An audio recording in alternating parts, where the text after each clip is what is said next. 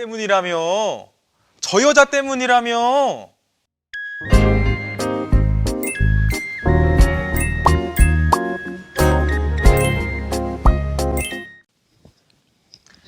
안녕하세요. 모세오경 강의 세 번째 시간입니다. 오늘은 창세기의 두 번째 핵심 주제인 타락에 대해서 살펴보도록 하겠습니다. 이 창세기 3장에서 11장까지는 인간 타락의 과정을 보여주는데, 자신을 창조하신 창조주 하나님을 배신하는 그 인간의 타락 이야기와 인간의 배신과 타락에도 불구하고 포기하지 않으시고 끝까지 붙잡으시는 하나님의 이야기로 채워져 있습니다. 네 가지의 큰 사건을 통해 이 타락 이야기를 살펴볼 텐데, 말씀을 보다 보면 이 죄가 드러나는 모양만 다를 뿐 죄를 짓는 마음의 동기는 똑같다는 것을 알 수 있습니다. 그렇기 때문에 저희는 이번 강의에서 이 3장에 나오는 선악과 사건을 통해 죄가 무엇인지, 죄의 결과가 무엇인지 자세히 좀 살펴보고, 죄가 또 다른 모습으로 어떻게 나타나는지 이어지는 세 개의 이야기로 살펴보도록 하겠습니다. 첫 번째로 살펴볼 이 타락 사건은 말씀드린 것처럼 선악과입니다. 아담과 하와가 선악과를 먹은 사건은 교회를 다니지 않는 분들도 너무나 잘 알고 있는 이야기죠. 하나님께서는 태초의 사람에게 동산에 있는 모든 나무의 열매를 허락하셨지만 동산 중앙에 있는 이 선악과만큼은 먹지 못하도록 하셨습니다. 창세기 2장 16절에서 17절 말씀 함께 읽습니다. 여호와 하나님이 그 사람에게 명하여 이르시되 동산 각종 나무의 열매는 내가 임의로 먹되 선악을 알게 하는 나무의 열매는 먹지 말라. 내가 먹는 날에는 반드시 죽으리라 하시니라. 아멘. 분명하게 말씀하셨죠. 글쎄 안 먹었으면 좋겠다 라고 말씀하신 게 아니라 분명하게 먹으면 반드시 죽을 것이다 라고 경고하셨습니다.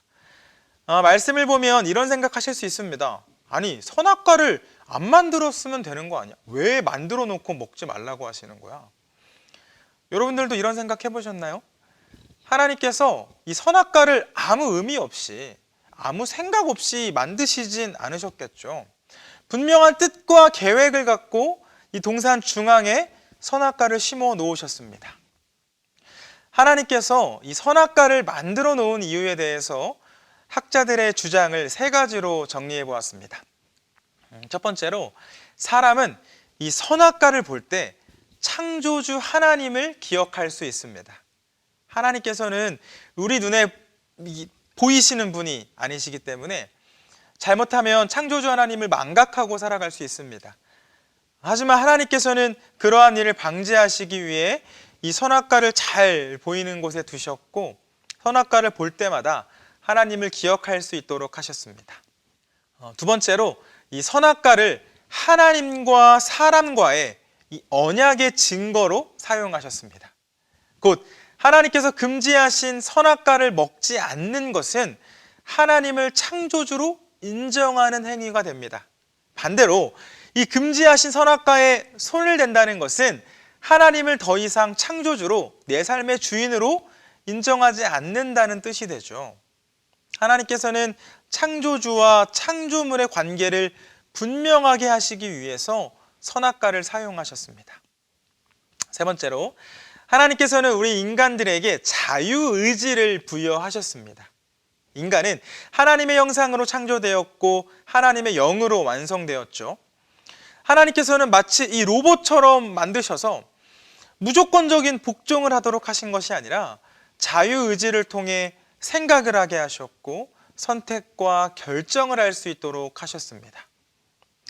아마 하나님께서 우리에게 자유가 아닌 복종만을 원하셨다면 굳이 선악과를 만들어 놓으실 필요가 없으셨겠죠. 정리하면 하나님께서는 이 선악과를 통해 창조물이 창조주를 기억하길 원하셨습니다. 즉, 인간이 하나님을 기억하길 원하셨습니다. 하나님께서는 하나님을 기억하고 존중하는 인간에게 모든 것을 허락해 주십니다. 여러분, 스포츠가 이 규칙 안에서 경기를 진행할 때 재미있는 것처럼 우리의 진정한 자유와 행복은 하나님을 인정하고 하나님의 말씀에 순종할 때 있습니다.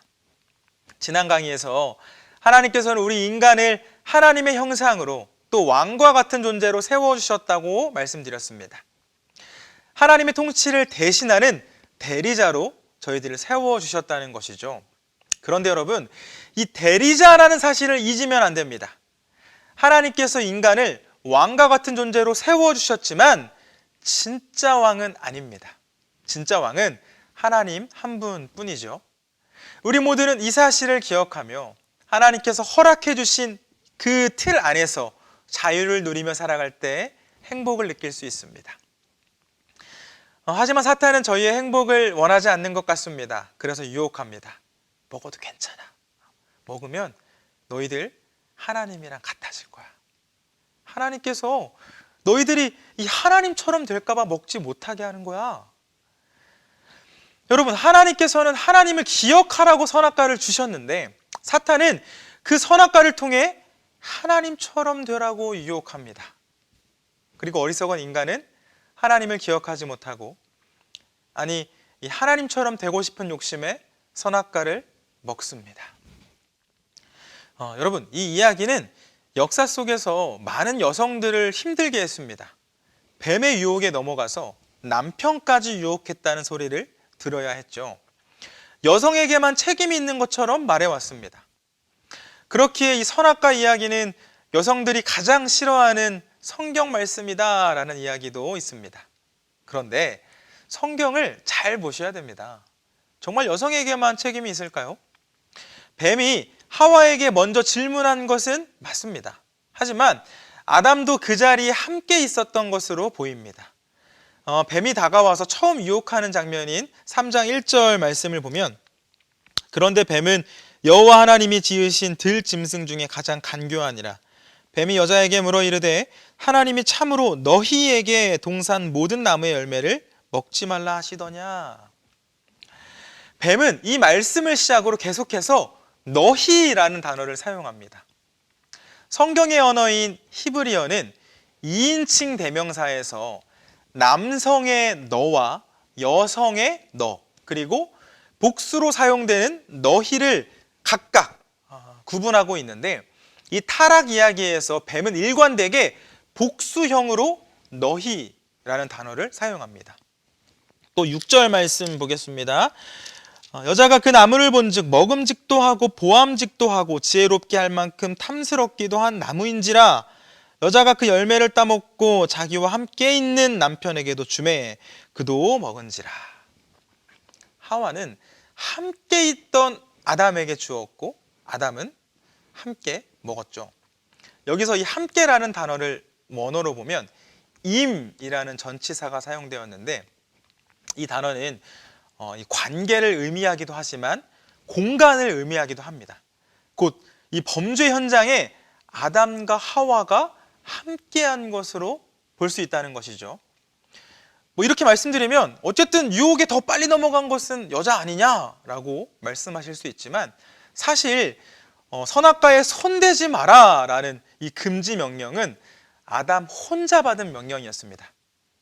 하나님께서는 하와를 창조하시기 전에 이 아담이 혼자 있을 때 이 명령을 주셨죠.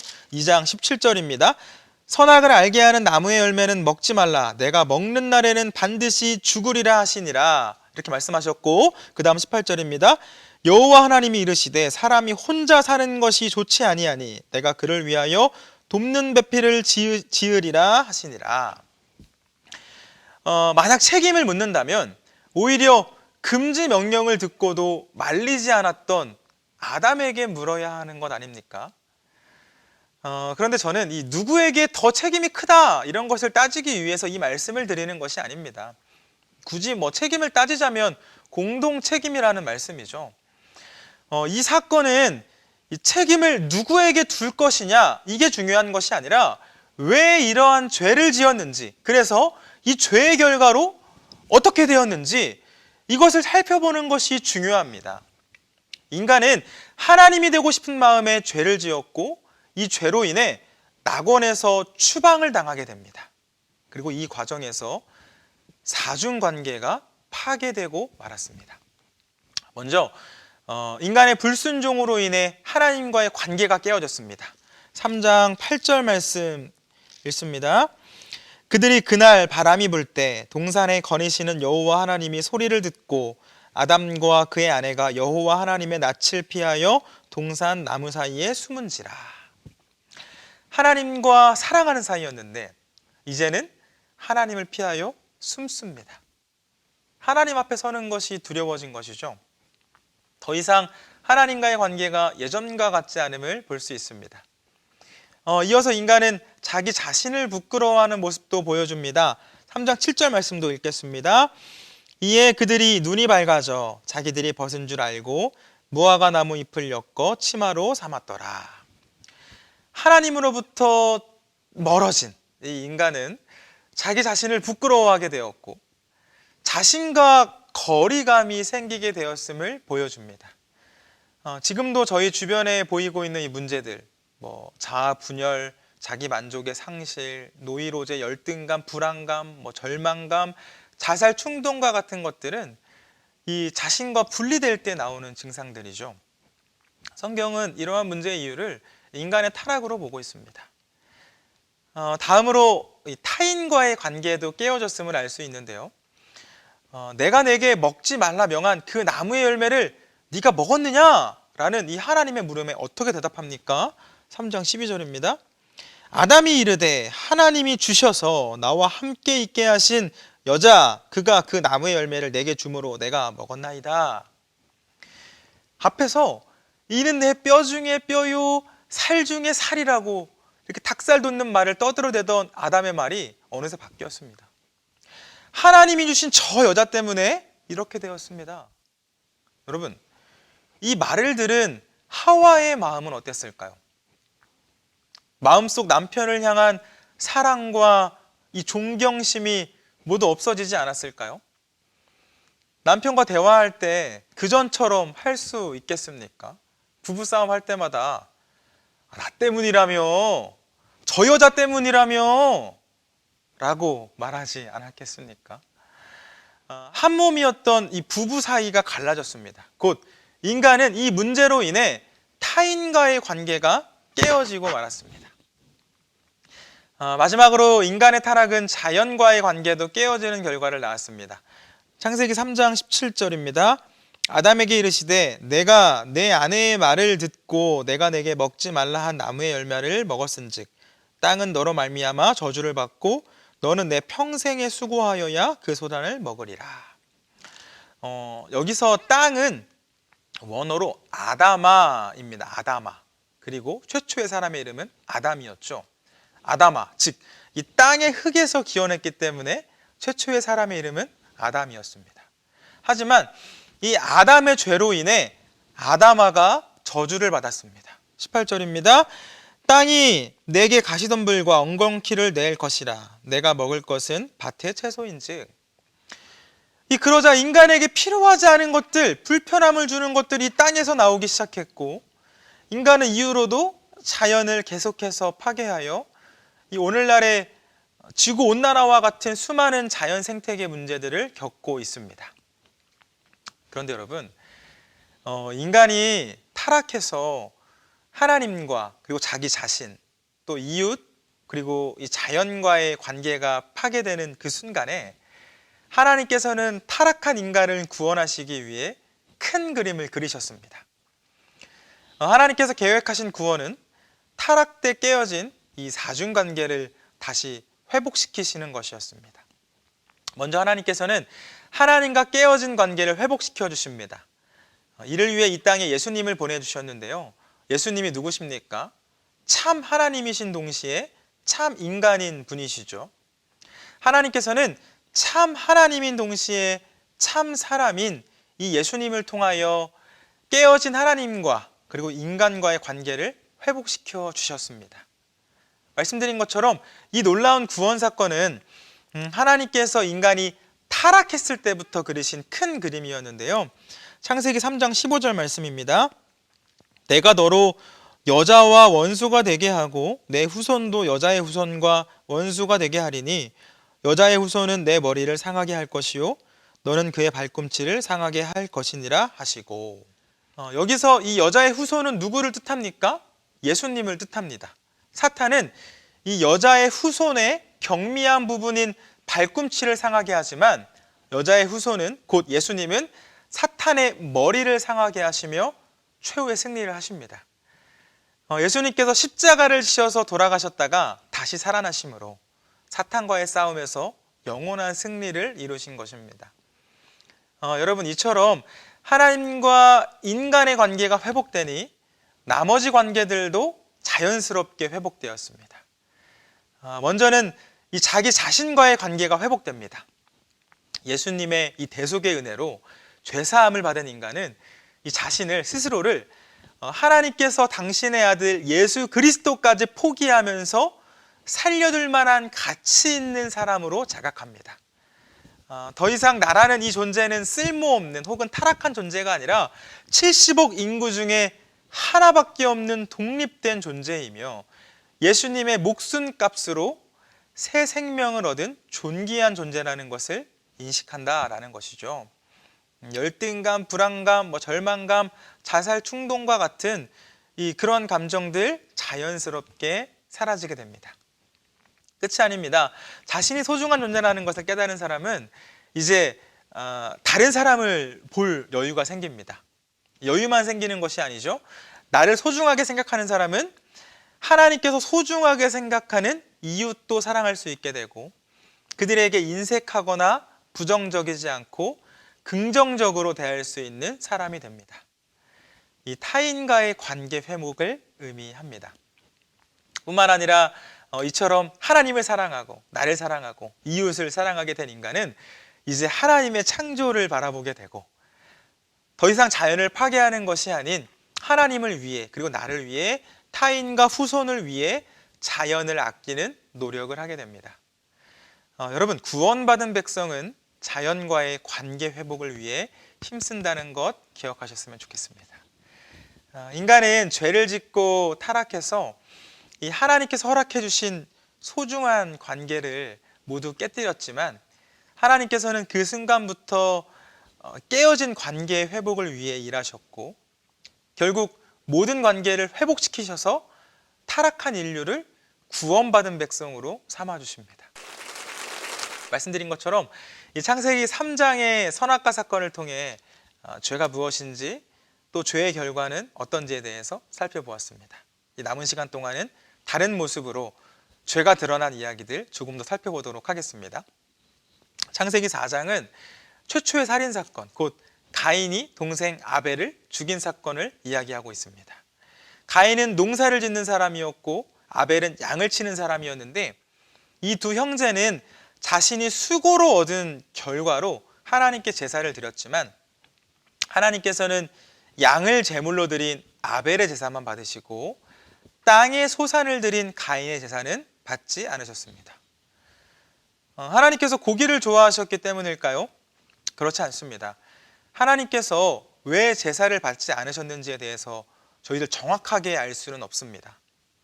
저희는 우리에게 주어진 이 성경만으로 추측할 뿐인데 확실히 말씀드릴 수 있는 것은 제물의 차이는 아니라는 것입니다. 하나님께서 제사법에 대해서 말씀을 주신 것은 출애굽기입니다. 시내산에서 주셨죠. 그러니까 하나님께서는 가르쳐 주시지도 않은 것을 잘하지 못했다고 책망하시는 그런 매정한 분은 아닙니다. 그렇다면 하나님께서는 왜 가인의 제사를 받지 않으셨을까요? 이 제사를 말씀하는 4장 3절 말씀을 보면 세월이 지난 후에라고 시작하는데 이 말을 원어로 다시 풀어서 보면 날들의 끝에 있었다라는 말이 됩니다. 곧 어느 한 날, 이 단 한 번의 제사가 아니라 긴 과정 속에 있었다는 것을 의미합니다. 한 번 드린 제사가 문제는 아니었다는 것이죠. 4장 4절입니다. 아벨은 자기도 양의 첫 새끼와 그 기름으로 드렸더니 여호와께서 아벨과 그의 제물은 받으셨으나 5절입니다. 가인과 그의 제물은 받지 아니하신지라 가인이 몹시 분하여 안색이 변하니. 여러분 발견하셨나요? 아벨과 그의 제물은 받으셨으나 가인과 그의 제물은 받지 않으셨습니다. 이 제물 앞에 아벨과 가인과라는 단어가 붙죠. 하나님께서는 이 아벨을 먼저 보셨고 그의 삶이 예배를 드리기에 합당한 삶을 살았기 때문에 예배를 받으셨습니다. 반면 이 가인은 예배를 드리기에 합당하지 않은 삶을 살아왔습니다. 곧 하나님께서는 재물이 아닌 사람을 보셨다는 것이죠. 또 7절입니다. 내가 선을 행하면 어찌 낯을 들지 못하겠느냐. 선을 행하지 아니하면 죄가 문에 엎드려 있느니라. 죄가 너를 원하나 너는 죄를 다스릴지니라. 여러분, 하나님께서는 일상의 모습을 주목하고 계심을 알 수 있습니다. 이 예배 때의 모습이 아니라 예배 이전의 삶을 보고 계신다는 것이죠. 또한 아벨은 양의 첫 새끼를 가져왔다고 기록되어 있는데 가인의 제사를 설명할 때는 그런 구절이 없습니다.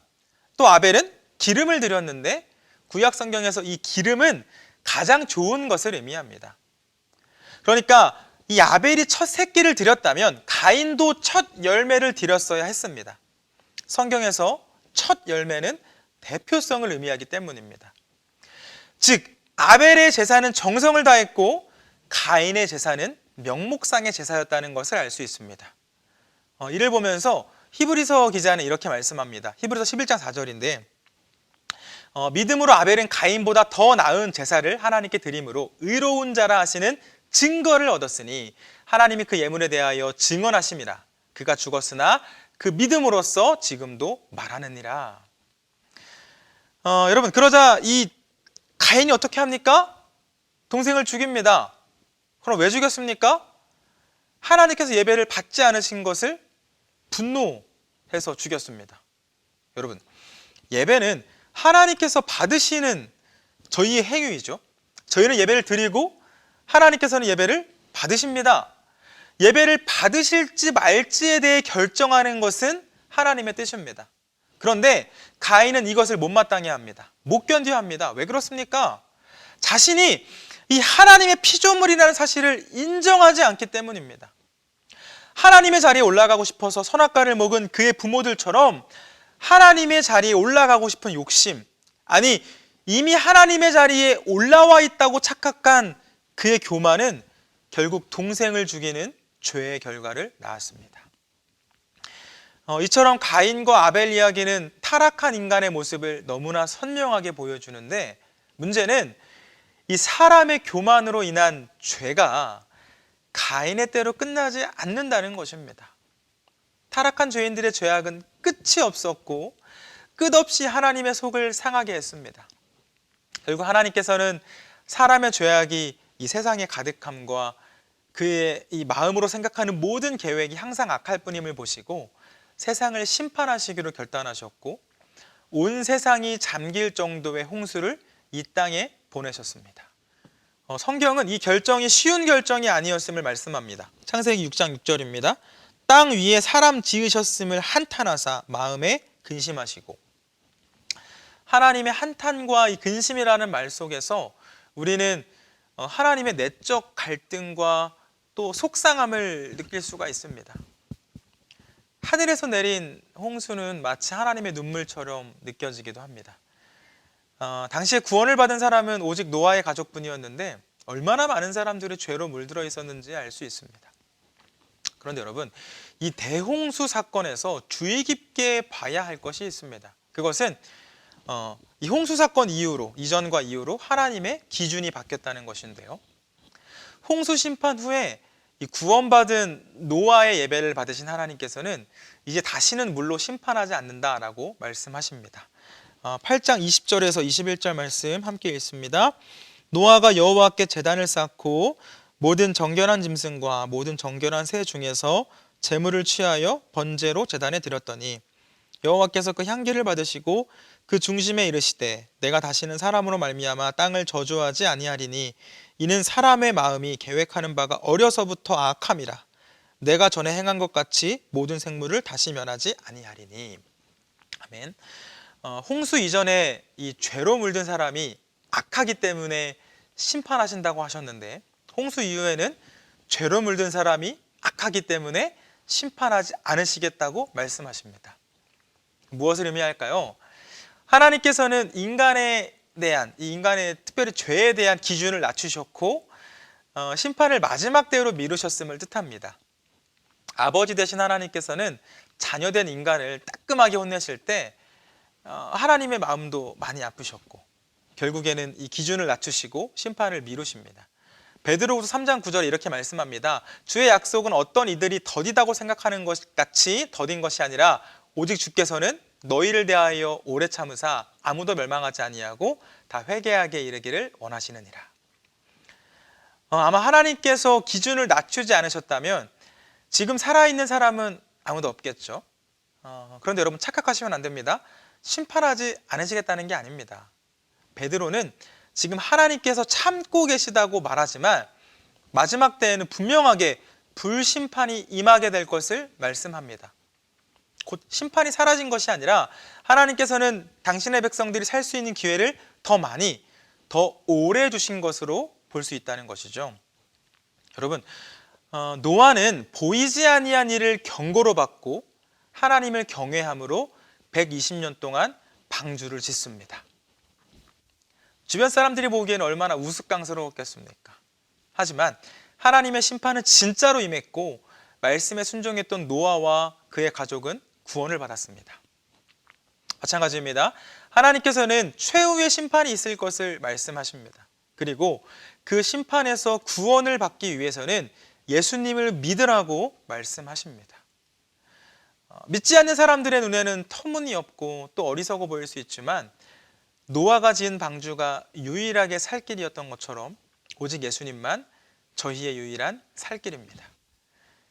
그러므로 심판의 때에 구원을 입은 노아처럼 하나님을 경외하는 마음으로 마지막 때를 살아가시고 예수님 잘 믿어서 영원한 생명을 사는 그런 믿음의 백성들이 되었으면 좋겠습니다. 마지막으로 살펴볼 이 이야기는 바벨탑 사건, 바벨탑 이야기인데 저희와 저희 자녀들이 힘들게 언어 공부를 하는 이유이기도 하죠. 이 노아의 가족은 하나님의 은혜로 구원을 받았는데 이 은혜를 잊어버린 그의 후손들은 또다시 죄악을 행합니다. 이들은 하늘까지 쌓아 올릴 속셈으로 바벨탑을 건설하는데 바벨탑을 쌓는 이 인간의 모습에서 발견할 수 있는 교만의 죄는 두 가지입니다. 먼저 이들은 하나님의 존재를 거부했습니다. 창세기 11장 4절입니다. 또 말하되 자 성읍과 탑을 건설하여 그 탑 꼭대기를 하늘에 닿게 하여 우리 이름을 내고 온 지면에 흩어짐을 면하자 하였더니 바벨탑을 통해서 우리의 이름을 내자 라고 외칩니다. 우리도 자녀의 이름을 지을 때는 고민을 하고 짓습니다. 그 자녀가 어떤 사람이 되길 바라는 마음으로 이름을 짓죠.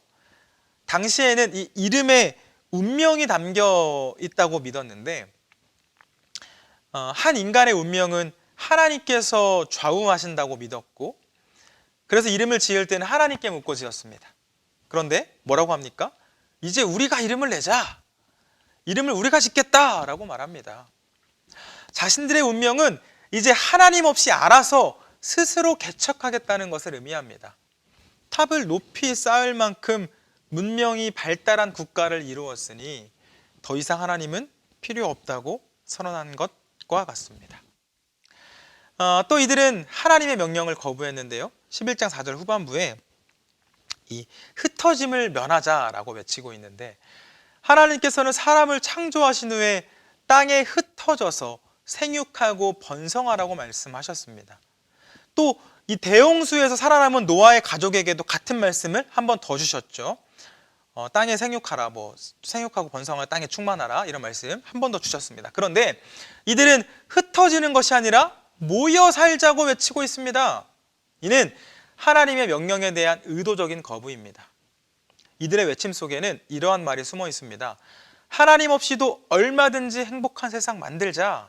우리 스스로 잘 살아갈 수 있다는 것 보여주자. 이뿐 아닙니다. 이들은 이 높은 탑에서 모여 살겠다는 것은 더 이상 홍수로 세상을 심판하지 않으시겠다는 하나님의 말씀을 믿지 않았다는 것으로도 볼 수 있습니다. 여러분, 살펴보신 것처럼 타락한 인간의 죄는 끝이 없습니다.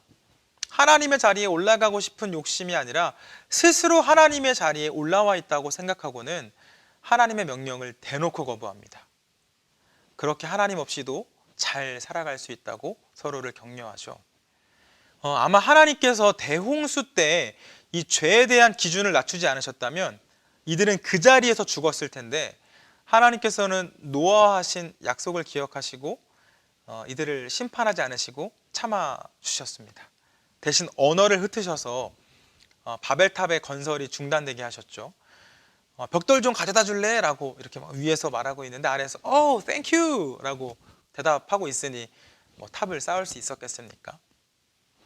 그렇게 교만한 사람들은 언어를 상실했고 결국 자의가 아닌 타의로 흩어져서 살게 되는 그러한 결말로 이 원역사의 이야기가 끝이 납니다.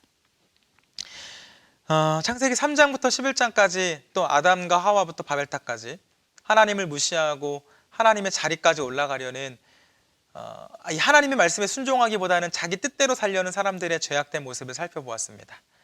그리고 그 죄로 인해 당하게 된 심판의 내용도 살펴보았습니다.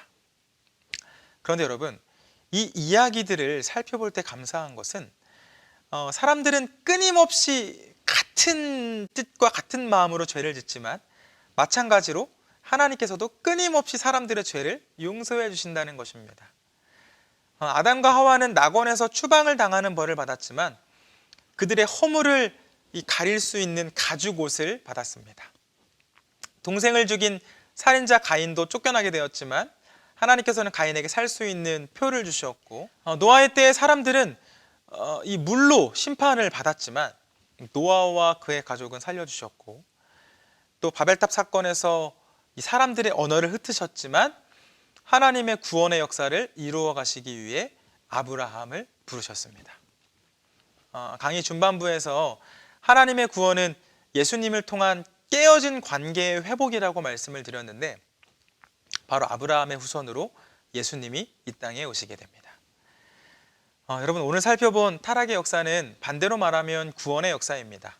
저희는 죄를 짓고 심판을 받은 후 회개를 해야 구원을 받는다고 생각합니다. 그런데 오늘 말씀을 살펴보는 동안 회개한 사람들이 있었습니까? 그렇지 않았습니다. 죄를 짓고 심판을 받은 후에 하나님께서 구원을 해주셨습니다. 이것이 무엇을 뜻합니까? 구원은 회개가 가져오는 결과가 아닙니다. 구원은 전적인 하나님의 은혜죠. 하나님께서 값없이 주시는 선물입니다. 그럼 회개는 무엇입니까? 구원받은 백성이 마땅히 해야 할 것입니다. 이것을 모르면 마치 저희의 행위로 또 저희의 노력으로 구원을 받는다라고 착각하지만 성경은 오직 하나님의 은혜로 구원을 주신다는 것을 말씀하고 있다는 것을 기억하시길 바랍니다. 이제 오늘 강의를 정리합니다. 오늘 살펴본 이 원 역사를 포함한 성경은 인간의 끝없는 죄악과 하나님의 끝없는 용서를 기록해 놓았는데 사람이 짓는 죄를 보면 항상 똑같습니다. 하나님의 명령을 따르지 않는 불순종, 하나님의 뜻을 따르지 않는 반항, 그리고 하나님이 필요 없다고 말하는 교만. 그런데 여러분, 이 아담과 하와에게 찾아온 사탄은 지금도 저희를 찾아와 하나님의 자리를 차지하라고 유혹합니다. 그래서 성경 공부해야 됩니다. 성경 공부하지 않으면 반복된 역사를 통해 알 수 있는 것처럼 이 같은 수에 똑같이 당합니다. 여러분, 성경 어떻게 말씀하셨죠? 하나님을 사랑하고 인정하고 존중하고 순종할 것을 말씀합니다. 하나님 사랑하고 인정하고 존중하고 순종하는 사람은 사탄의 유혹에 넘어가지 않습니다. 그렇다면 여러분은 어떻게 하시겠습니까? 타락의 역사를 이어가시겠습니까? 아니면 구원의 역사를 이어가시겠습니까? 긴 강의 들어주셔서 감사합니다.